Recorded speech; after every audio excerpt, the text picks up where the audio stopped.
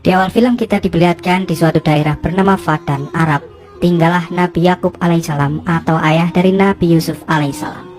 Dia terlihat sedang menggembala kambing dan berhenti di sebuah kuil, di mana di kuil itu terdapat para warga yang sedang meminta pertolongan kepada berhala yang bernama Ashitar, yang mereka anggap sebagai Tuhan mereka untuk menyembuhkan anaknya dari penyakit.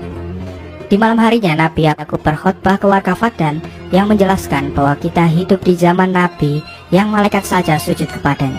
Tapi warga Fadan kebanyakan masih menyembah sesuatu yang mereka ciptakan sendiri, bukannya menyembah sesembahan yang menciptakan dunia dan seisinya, yaitu Allah Subhanahu wa Ta'ala. Di sini Nabi Yakub juga mengatakan bahwa dia adalah utusan Allah untuk mereka, dan perkataannya berasal dari kitab-kitabnya yang sekarang kita kenal dengan Al-Quran. Di sini masih banyak yang tidak percaya dengan Nabi Yakub, dan beberapa warga malah mengatakan bahwa kitabnya itu telah menghina Tuhan mereka. Tapi Nabi Yakub mengatakan bahwa kitabnya sama sekali tidak menghina Tuhan mereka. Dia juga balik bertanya kepada para warga, apakah patung Ashitar menciptakan kalian atau kalian yang menciptakan patung itu. Beberapa warga pun mulai mempercayai perkataan Nabi Yakub itu yang masuk akal. Tapi tetap saja ada beberapa warga yang tidak mempercayainya dan mempertanyakan apakah Tuhan Nabi Yakub lebih kuat dari Tuhan-Tuhan yang lain. Tak berselang lama datang pendeta kuil dan membubarkan para kerumunan dengan mengatakan bahwa gara-gara keingkarannya Nabi Yakub, maka Fadan dilanda kemarau yang berkepanjangan. Keesokan harinya di kuil Ashitar terlihat sedang melangsungkan hukuman bagi warga yang melawan patung Ashitar dengan melemparinya menggunakan batu dan menyebutnya Tuhan yang bodoh. Lalu datanglah Nabi Yakub yang akan menebus warga itu.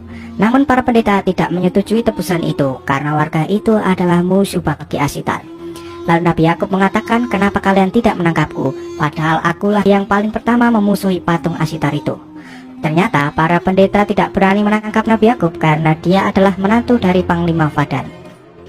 Lalu tak berselang lama datang sang Panglima yang menyuruh pendeta untuk membebaskan warga itu karena sudah ditebus oleh Nabi Yakub. Dengan rasa takut, pendeta itu pun akhirnya melepaskan warga itu. Nabi Yakub ini mempunyai 4 istri dan 11 anak, tapi sebenarnya istri pertama Nabi Yakub ini bernama Rahil. Tapi karena bertahun-tahun dia tidak diberi anak dari Rahil, makanya Rahil menghadiahkan para pembantunya untuk diperistri oleh Yakub agar sang Nabi mendapatkan seorang keturunan. Nah, setelah bertahun-tahun Rahil tidak mendapatkan seorang anak, akhirnya dia hamil dan akan mempunyai seorang anak pertamanya. Nabi Yakub yang sedang menggembala kambing dengan anak-anaknya mengatakan kepada mereka bahwa suatu saat nanti penggantiku adalah orang yang paling dekat dengan Allah dan paling dicintainya, bukan orang yang paling kuat. Dia juga mengatakan bahwa kakeknya Nabi Ibrahim dan ayahnya Nabi Ishak merupakan manusia terbaik, bukan manusia terkuat. Nah, sedikit penjelasan silsilah dari Nabi Yusuf dan ayahnya Nabi Yakub adalah keturunan dari Nabi Ibrahim dan anaknya Nabi Ishak. Lalu tak berselang lama datang warga Fadan mengatakan kepada Nabi Yakub bahwa Rahil akan segera melahirkan anak pertamanya. Mulai terjadi kecemburuan yang dirasakan oleh seorang istri Yakub yang bernama Bilah. Dia takut kalau Nabi Yakub akan lebih mengistimewakan Rahil dan anaknya nanti ketimbang ketiga istrinya dan anak-anak yang lain. Rahil yang sedang ditangani oleh seorang bidan tiba-tiba saja pingsan karena terlalu lemas. Bidan itu pun hanya bisa pasrah karena jika seorang yang sedang akan melahirkan pingsan, maka diperkirakan dia tidak akan selamat. Hal itu membuat salah satu warga di situ mengatakan bahwa ini pasti akibat kemurkaan dewa Ashitar terhadap Yakub dan Rahil. Namun Yakub yang mengetahui keadaan Rahil semakin memburuk, ia lalu pergi untuk berdoa kepada Allah untuk meminta pertolongan. Ayah Rahil atau sang Panglima Fadan semakin percaya kalau Yakub adalah pembawa petaka bagi warga Fadan. Apalagi dia malah pergi saat istrinya sedang dalam kondisi memburuk.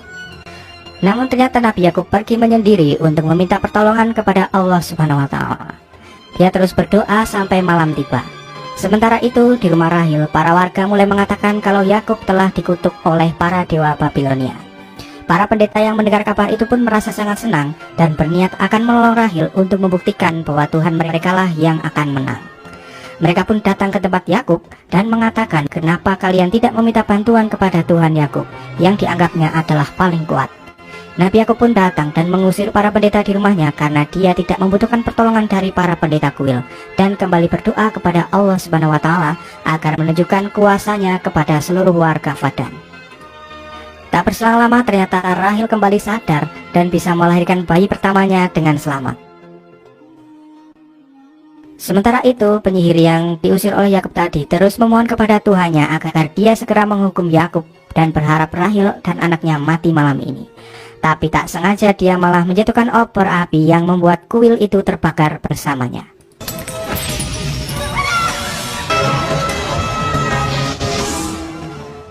Nabi Yakub yang selama 10 tahun menantikan anaknya dari Rahel akhirnya dikaruniai berkat Allah Subhanahu wa Ta'ala.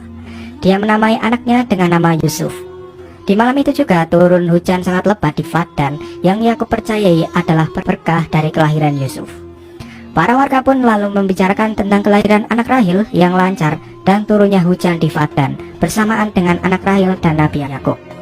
Warga yang tadi mengatakan Yakub dan Rahel terkena kutukan terkejut mengetahui Rahel dan bayinya sehat walafiat. Sementara itu para warga akhirnya menyadari bahwa kuil Ashitar sedang kebakaran.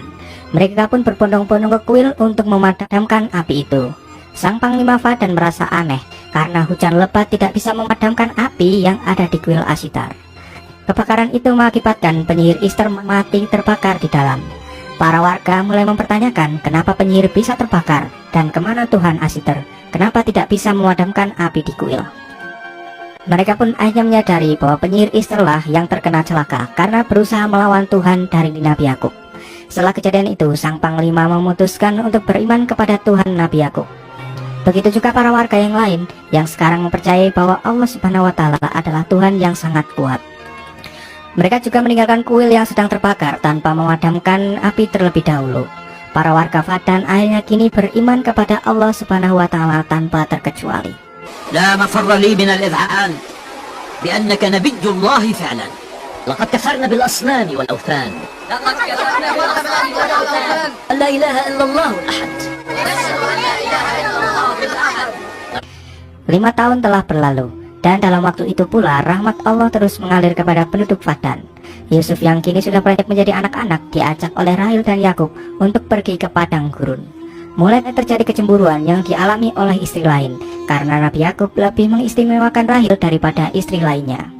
Singkat cerita, datang utusan dari daerah Kanaan Palestina, daerah asal dari Nabi Yakub, membawa berita bahwa Nabi Ishak alaihissalam telah kembali kepada Yang Maha Kuasa. Hal itu membuat Nabi Yakub harus berhijrah menuju Kanaan menggantikan Nabi Ishak untuk memimpin warga Kanaan. Sebelum pergi, Nabi Yakub kembali berkhotbah di hadapan para warga Fadan bahwa Allah telah memberikan hidayah kepada semua warga Fadan yang dulunya penyembah berhala. Nabi Yakub dan keluarga akhirnya berangkat ke Kanaan, daerah Palestina. Di tengah perjalanan, Yusuf bertanya kepada bibinya yang bernama Lia dengan mengatakan kenapa ibu Bilah dan Zulfa tidak menyukai ibunya Yusuf, Rahel. Yusuf mendengar hal itu dari kakaknya yang bernama Yahuda. Bibi Bilia pun menjawab, mungkin mereka merasa kehilangan kedudukannya di hadapan Nabi Yakub karena Rahel telah melahirkanmu Yusuf. Tapi sebenarnya Nabi Yakub adalah orang yang adil. Di malam harinya pun kita diperlihatkan Bilah yang mengatakan kepada Lia kalau dia merasa cemburu jika Nabi Yakub lebih memuliakan Rahel dan Yusuf. Lia pun dengan jawaban yang ikhlas mengatakan bahwa wajar saja kini Yakub memperlakukan Rahel seperti itu karena dia baru saja melahirkan anak pertamanya. Kita juga dulu diperlakukan seperti itu oleh Yakub. Tapi Bilah yang sudah dikuasai oleh setan tetap saja tidak menerima jawaban dari Lia dan malah memanas-manasi anaknya. Di saat rombongan hampir sampai di Kanaan, Rahel yang hamil anak kedua mulai merasakan kontraksi yang tandanya dia akan segera melahirkan anak. Yakub pun menyuruh anak-anaknya untuk membangun tenda agar bisa menjadi ruang persalinan bagi istrinya itu. Nabi Yakub kembali berdoa kepada Allah untuk kelancaran persalinan Rahel, tapi Allah berkehendak lain. Rahel telah pulang ke sisinya sedangkan bayinya baik-baik saja. Kejadian itu membuat Nabi Yakub dan Yusuf menangis bersedih. Begitu juga dengan Lia, kakak dari Rahel yang menggendong bayinya. Tapi tidak untuk Bilah yang kelihatan merasa senang karena kini Rahel telah tiada.